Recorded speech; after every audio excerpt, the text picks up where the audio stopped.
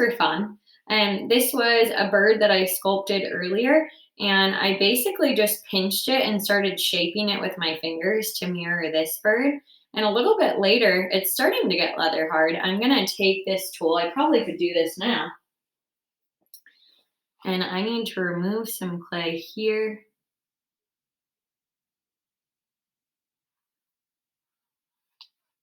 To really shape the little feet if I'm mirroring off my model. And then I also need to carve away a little material here and here, as well as here. And then I'm just going to take some water, kind of sculpt that. And so when I say nothing more than an inch thick, I just want to make sure that we're avoiding explosion. If we have things, even little attachments that are thicker than an inch, we run the risk of the project exploding and also cracks. Looking at this tail, and the tail is even a bit long, so I'm going to give that a little bit of a haircut. Looks a little better. And what else am I missing? A slight indentation here. So I created this and it was really moist at 10 o'clock, but now it's starting to become less moist, and I can really manipulate it by carving away from it. So I've got this little bird, and it will look more like a bird when I even think it needs more of a belly. So I could add some fresh clay here, dip it in the water, and put it right in there.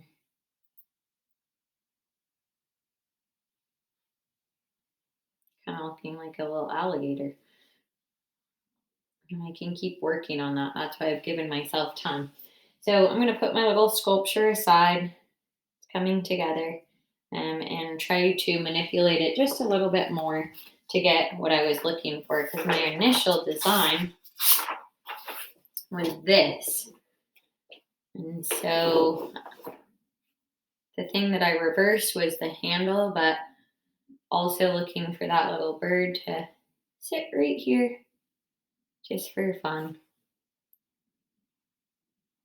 See if I can get the right angle. So I'm keeping in line with my design pretty well. And I want to show you guys a few tips and tricks.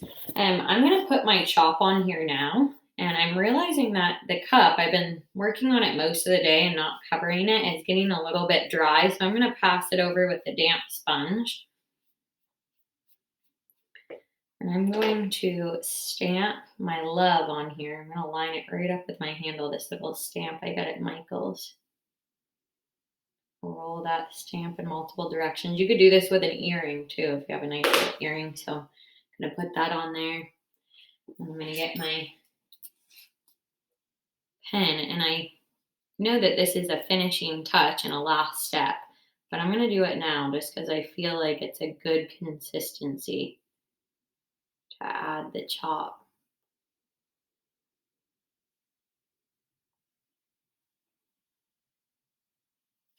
I'm going to get a paintbrush here that's not wet. Get off those shards. You could do the same thing with the dry sponge, and I'm going to go over it a second time. Going a little deeper on this one.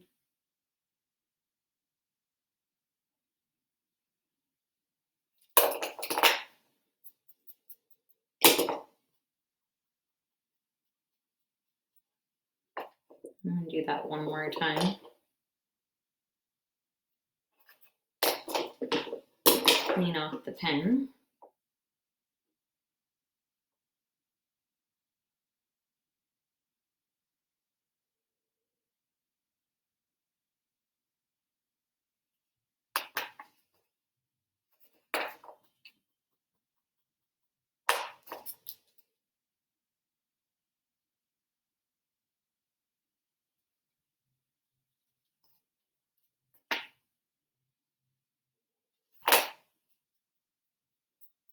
So a good ceramic artist always puts just as much attention on the bottom as they do the top and sides.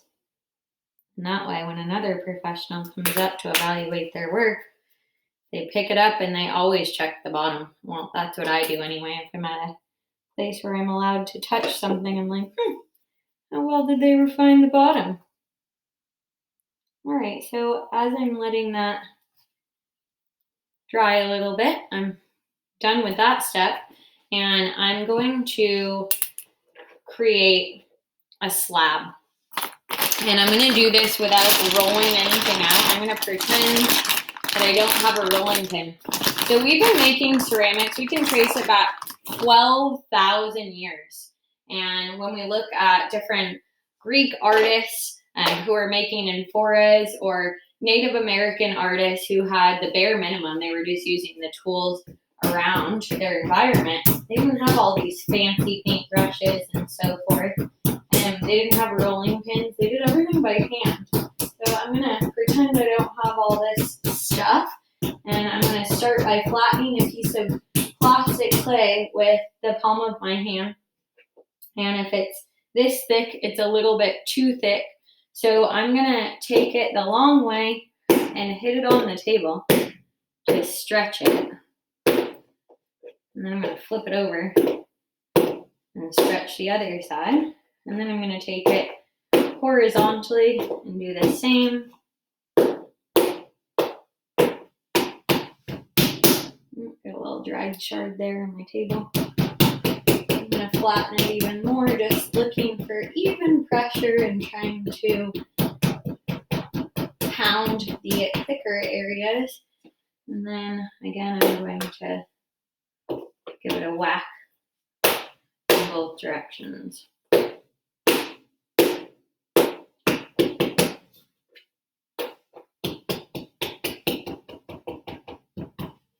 Then I'm going to take my metal rib and smooth it out.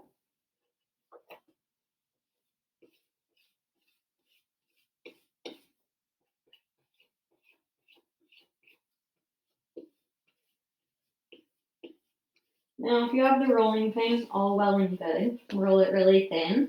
Thinner the better. Thinner than your slab form if you made a slab line.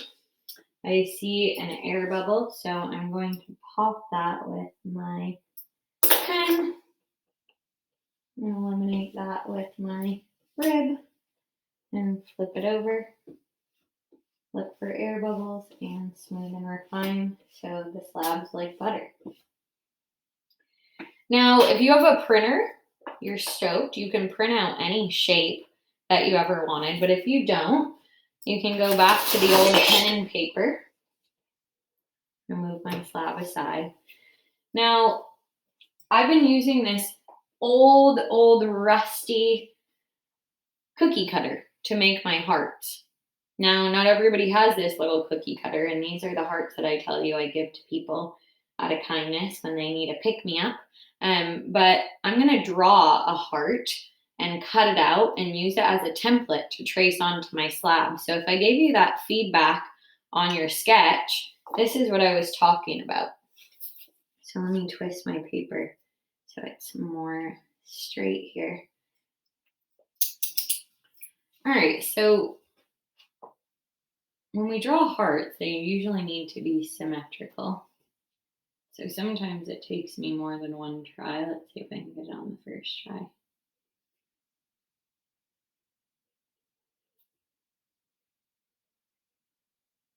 Okay, that's good. And I believe it was Lexi. She was doing a sun and putting it inside. So you could do a circle, cut that out onto your slab, and then do coils or slabs for the rays. I'm thinking in terms of this pot that I have. Imagine cutting out thinner, less wide slabs for the rays. And that would be a really cool raised element. And then I believe, correct me if I'm wrong, it was Elena who's doing mountains. And Elena, I thought about something like this, cutting out 3 mountains together and then tracing that onto a thin slab and attaching that for raised texture. So carved texture, like I said, is not an aspect of this project that's on the rubric, but raised texture is. And anything you attach, you want it to be a little bit on the lighter side. Maybe you want to draw something more geometric, like a diamond. So it doesn't have to be elaborate. I know one student was doing a spider, so you could draw the body,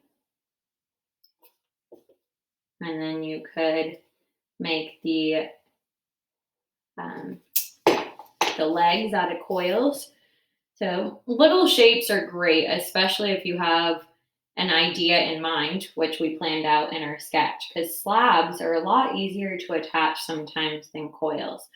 And the other thing is, if you're drawing, like, say, for example, you're doing eyes, like a face. I saw quite a few of you doing a face, or you're doing flower petals. If you're going to do like a flower, one of you had a sunflower, Mariana had kind of like a daisy. You could make one petal that you cut out and trace so that all the petals are the same size, or maybe you want two variations of that petal, one that's a little bit bigger.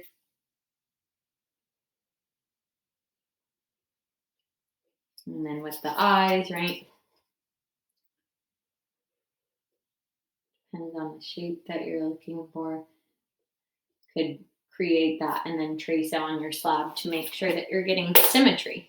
So I'm going to get my scissors.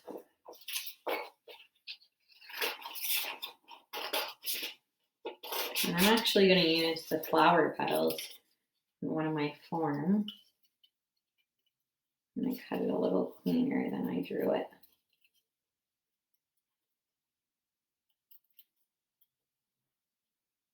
Looks good.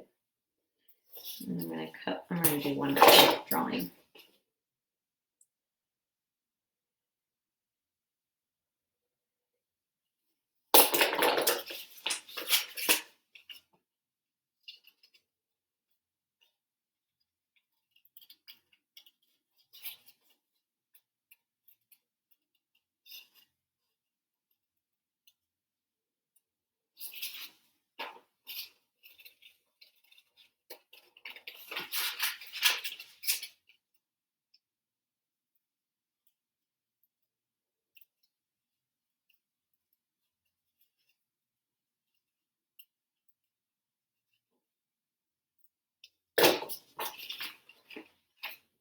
All right, so I'm going to cut these out. I already cut out a mountain from last class. It kind of got smushed when I was moving things around, but I could attach that whole mountain range on a mug. That could be pretty cool and carve around it. And in this case, I've already done hearts, so I'm going to do something else on another mug. And I'm going to do this flower design. And if you have an X-Acto knife at home, great. If you have this fettling knife, also great, but not all of us have the same set of tools. So I'm going to get a steak knife, and I'm going to use that because most of us have a sharp knife for vegetables at home or meats. All right, so I'm not going to put this template right in the smack dab middle of my slab, because if I mess up, I want to leave room on this slab. I'm going to cut 3 big petals and 3 little petals.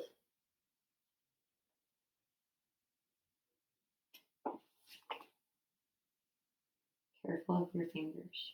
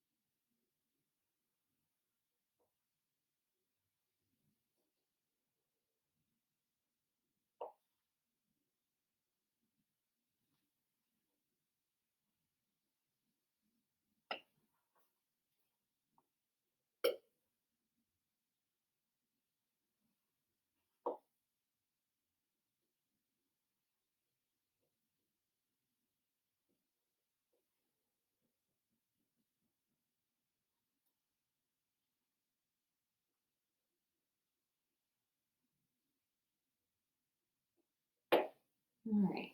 So in order to get these out of here cleanly, I'm going to cut some little slits to make it easy to remove these.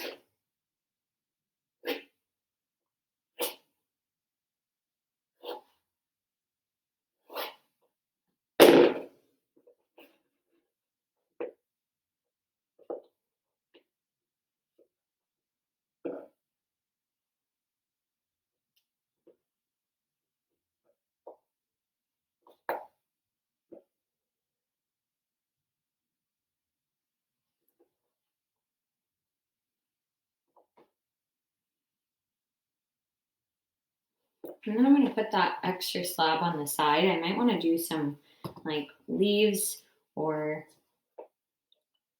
some vines. I'm gonna alternate these petals, one big, one small, for a total of 6. Now I'm gonna wait till I get them on there to cut a circle for the center. I'm gonna make this kind of look like a sunflower or a daisy of some kind. And I'm gonna cut the circle later because I'm not sure how much space will be in between when I attach. So here's the form that I'm gonna use to attach them onto. And I'm gonna put the form on a little cloth to ensure that I don't mess up the handle. And the other thing I'm going to do is take a sponge and put it underneath the handle. So I want to be really careful. I've got that handle really cleanly attached with mini coils, and I just want to make sure that I don't damage it. So I'm treating it like a little baby. The next thing I need to do is add just a tiny bit of moisture where I'm going to attach, because my project's getting a little past leather hard. And then before I add these petals on there, I'm going to kind of reshape the petal and try to round the edges so that they're less sharp, more organic.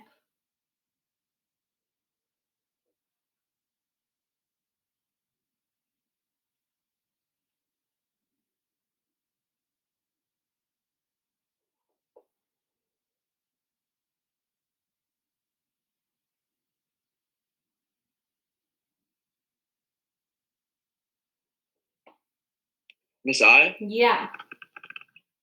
So my handle thingy it doesn't want to stick. Do you know why it doesn't want to stick? I scored it and then I put slip on it and I left it Are overnight. you adding pressure here on the inside and pushing really firmly on the outside? Super firm? Yeah. And did you add some mini coils in here that you dumped completely in slip to secure it? Oh no. Yeah, I still need to do that. Okay, so do that. I'm gonna take a piece of clay.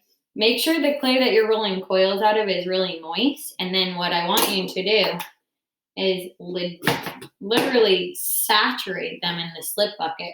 Grab your slip bucket and find that gunky stuff.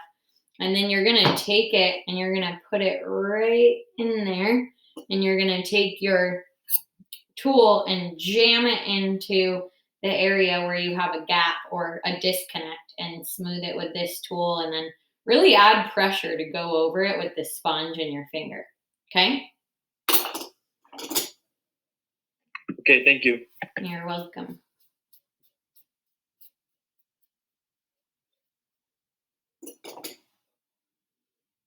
All right, just reshaping these last couple petals, being extremely careful as I handle everything because it's so delicate, depending on what you're making. But if you are rolling a thin slab, no matter what you're making, it's going to be delicate. Okay, so I'm going to measure these out by doing this. I'm going to take my form and I am going to trace these with a pen, holding them with my thumb one at a time. And I'm going to lay them down on my table in front of me exactly as I'm going to put them on so I don't get them mixed up.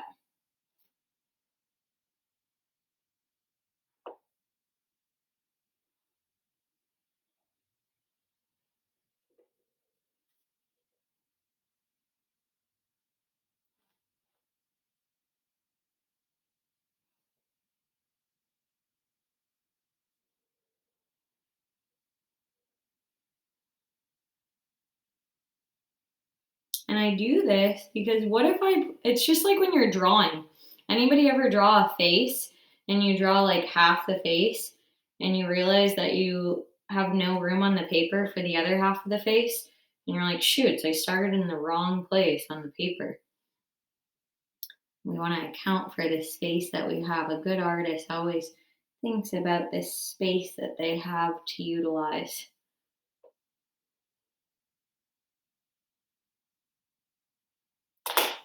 I'm realizing before I attach that this petal is a little too thick. So I'm going to give it a haircut.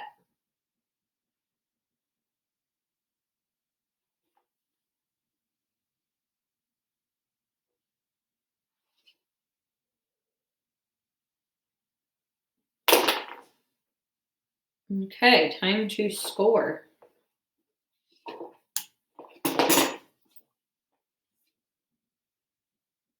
And you'll know if your form is too hard. So check it out, you guys. If you're trying to attach the handle or the sculptural element or anything for that matter, and you're having trouble scoring into the form, that means that the clay is getting too hard. So you'll need to pass it over with the damp sponge and wrap it in a lightly damp rag or paper towel and let it firm or soften up, soften up.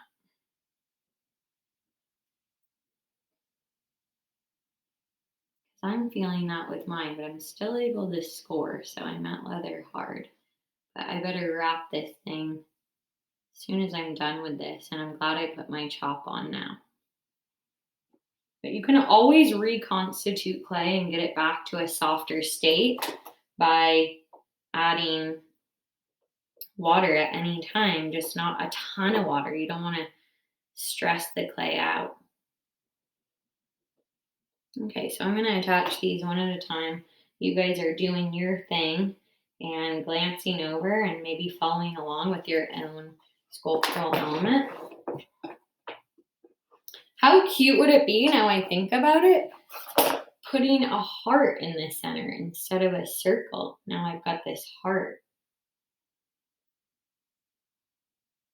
And when we're getting past the leather hard stage and we're softening it up, always put more slip than you think is necessary and press on the opposite side.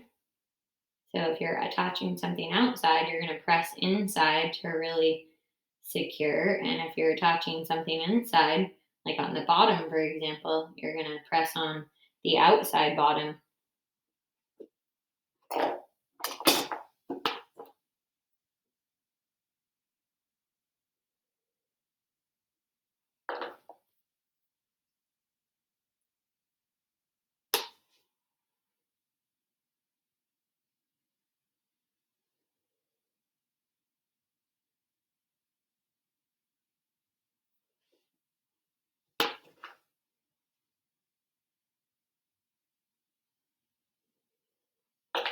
So score more than you think is necessary and add more slip than you think is necessary, just to be certain.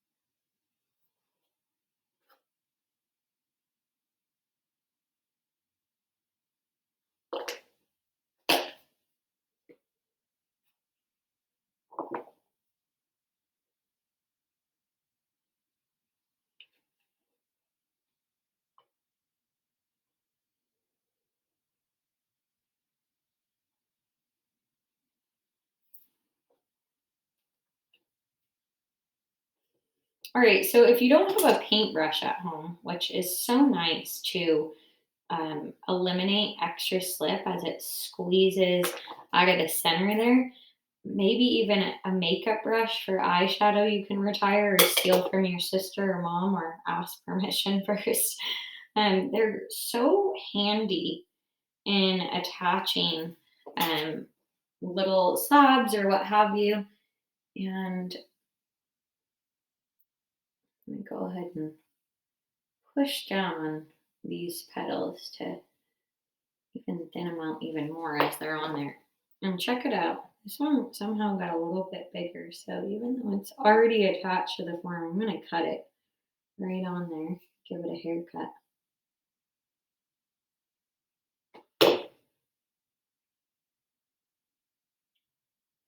Okay, I'm going to paint over this.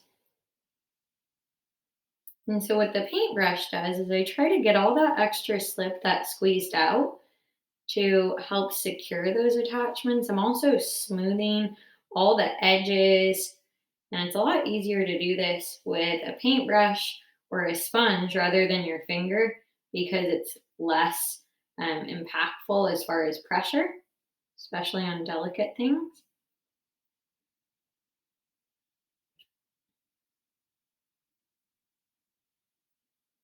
And it looks a little messy for a short period of time, but that's okay. And I'm adding more slip from my bucket as I need it.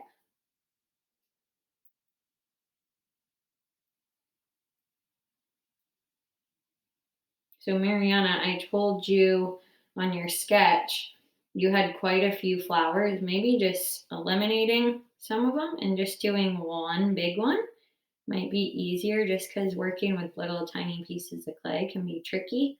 But if you have the patience, by all means.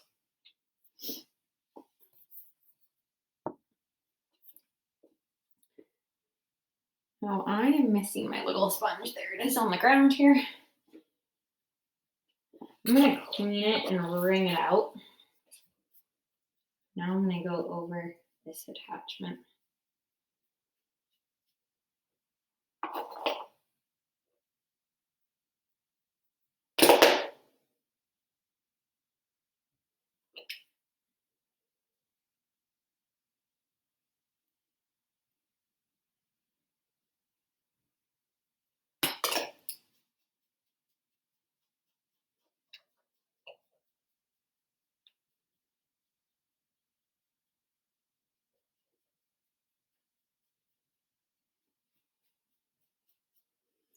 So that's what I have so far.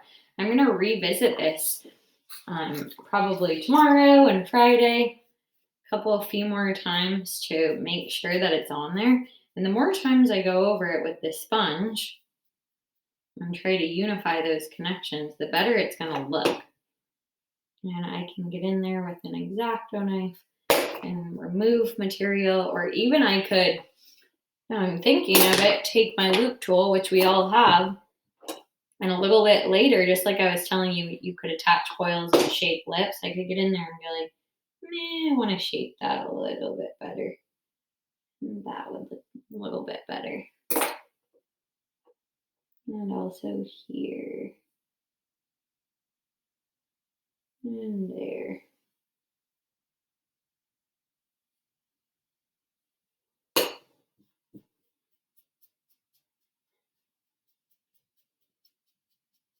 I think being an artist teaches you a very important skill, which we've kind of lost as a culture, and that's patience.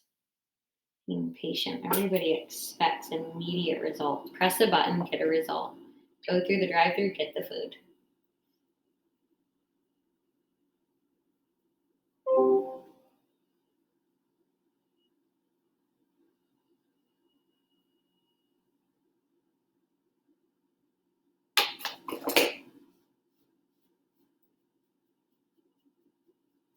All right, so I'm gonna leave that as is, and I think I'm gonna wait till tomorrow to attach the center, but I'm pretty happy with that, and I can clean it up as the time goes by with water, paintbrush, sponge, tools.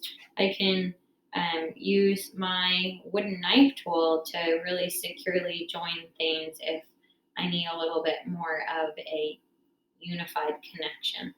Um, But I think thin slabs and thin coils are the ticket. I could even take a coil and wrap it into a little spiral in the middle. I haven't decided yet.